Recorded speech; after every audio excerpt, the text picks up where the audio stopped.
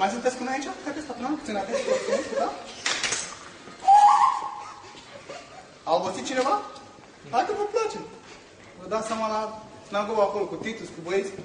Iasmin Ruj, Ruj, Ruj. Ruj, Ruj, Ruj, Ruj, Ruj, Ruj, Ruj, Ruj. Ia?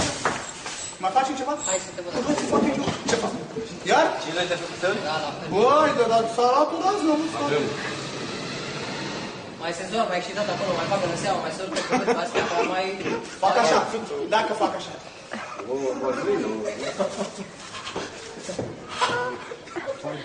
Dacă fac schema asta, n-ar fi frumos pentru că... Hai, stai acolo să vă cad.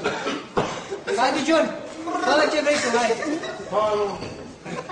Haideți frumos cu trupa cu băieții! Pe detalii compuse pe asta, Tony, da?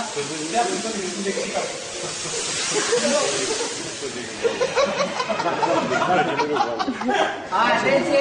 Dacă fac cu fața asta, da? Hai să gata! Hai că râde fața, gata! Lasă să râde, că din râsta Hai, atenție! Haideți frumos și... Haide!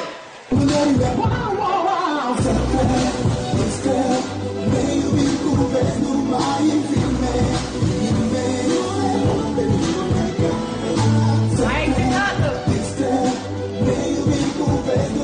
Ia să umeri pe spate!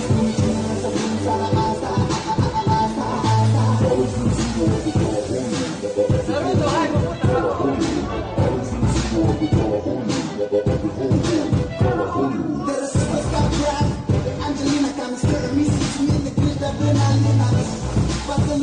Rămâi pe ea, că l-am filmat de turbe!